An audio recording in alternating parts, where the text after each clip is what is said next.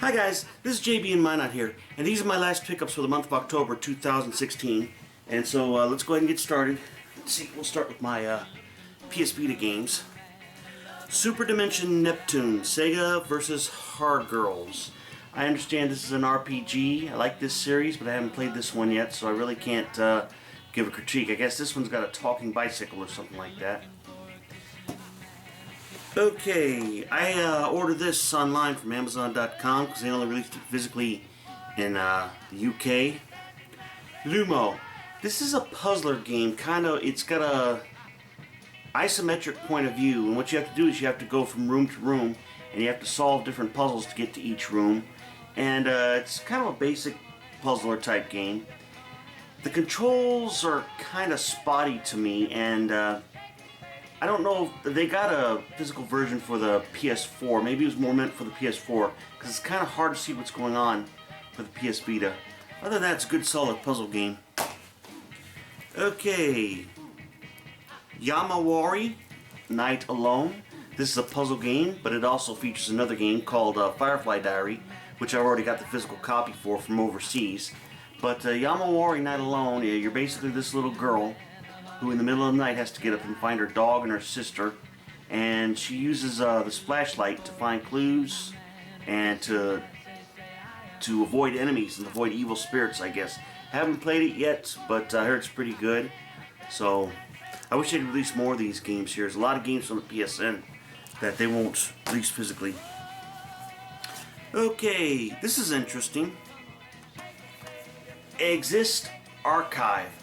So far, this is kind of like a mix between Metroid and an RPG. It's definitely, the fighting is RPG. What you do is you're exploring, and I haven't gotten far enough into it yet, but I assume that the more battles you fight, the more abilities you get so that you can explore it. But you're in different quests, in different worlds, and you have to explore, kind of like in Metroid.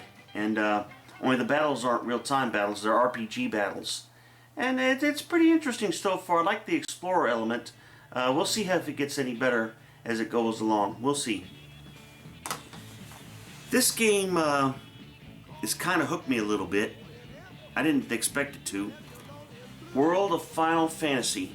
This game's got, it's hard to explain the complex battle system because I still haven't mastered it yet. Basically you collect monsters, kind of like Pokemon, and you stack them on your characters so that you can fight enemies. And there's all kinds of customization and stuff like that you can involve. And the only thing I really don't like about this game is there's a lot of babble and a lot of blabbing. Some of these cutscenes are way too long and they take too long to scroll through the dialogue. And like I said, the battle system is really, really complex. It's not just an attack, heal, whatnot. I mean, that's the way it is in battle, but but there's more to it than that because you're stacking up monsters to help you along. And there's that. It's a beautiful game, by the way. All these games, all the graphics in them are absolutely beautiful. So, okay, now for a couple of PS3 games, old PS3 games that I haven't played. I usually don't buy new PS3 games or new PS4 games. But I got these in a pawn shop for 10 bucks a piece.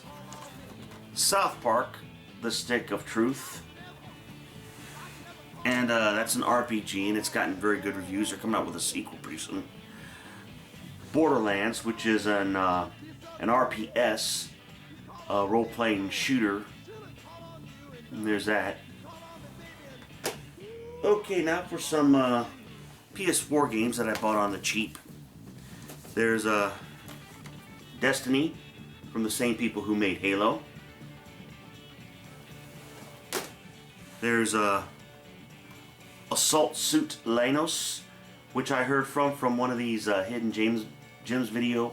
I think it's Metal Jesus who had this as a hidden gem. But you're a robot, it's a shooter, and you can convert to a spaceship. It's a side-scrolling shooter.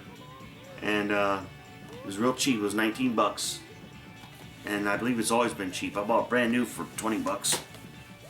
Okay, this game got mixed reviews, but I like open world games. I like Mad Max, so Mad Max got this for 19 bucks at the GameStop.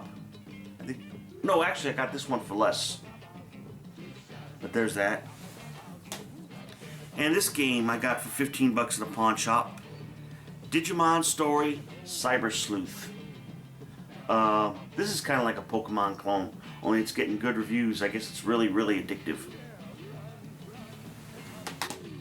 Okay, now for my 3DS games. I bought this one, Corpse Party Back to School Edition. I didn't want to buy a whole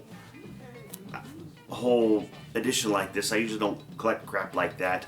But it's got two little teenage girls, I hope, little statues back there, and Corpse Party. It's a very, very popular point-and-click adventure type game.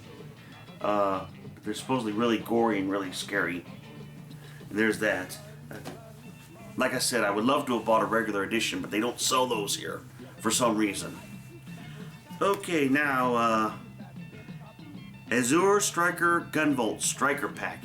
This has got Azure Striker Gunvolt 1 and 2 on the same disc for 29 bucks. I had to order it off Amazon.com because although they supposedly sell it at GameStop, they only shipped it to the big cities because GameStop likes to treat small towns like peons, like they don't care. But there's that. This is basically kind of an RPG Mega Man type game where you level up and you can go back and do missions as you level up, and you get different grades for the missions if you want. You can redo the missions. But it's a shooter, but the hook to this shooter is you can't just always shoot the enemies. What you have to do is you shoot the enemy to tag them. And when you tag them, you use your secondary power, which actually destroys them. And sometimes you have to mix both. And it's a real fun game so far.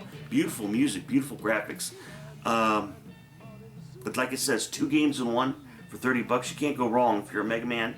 In fact, the guy who made Mega Man Zeros made this game. So, okay, last but not least, one of the best games I bought this month, Shantae and the Pirate's Curse. You know, I had a chance back in the day.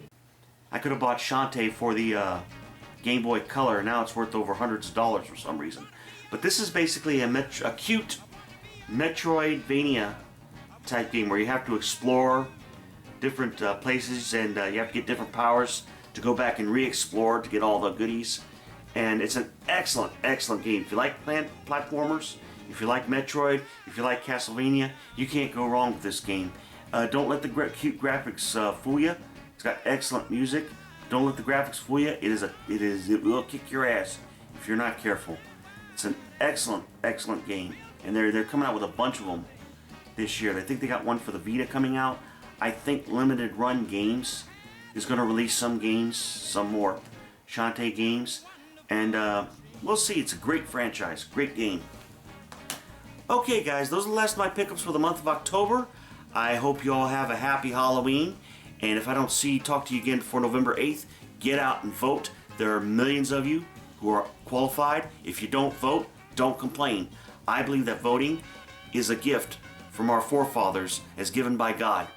Also, for all you beautiful, beautiful girls out there who want to cosplay, please, please, please, don't go as Harlequin in Suicide Squad. Harlequin in Suicide Squad is skanky, not sexy. Alright, in the meantime, you guys have a great weekend, and I'll talk to you soon. Bye-bye, and God bless. It will be my aim to please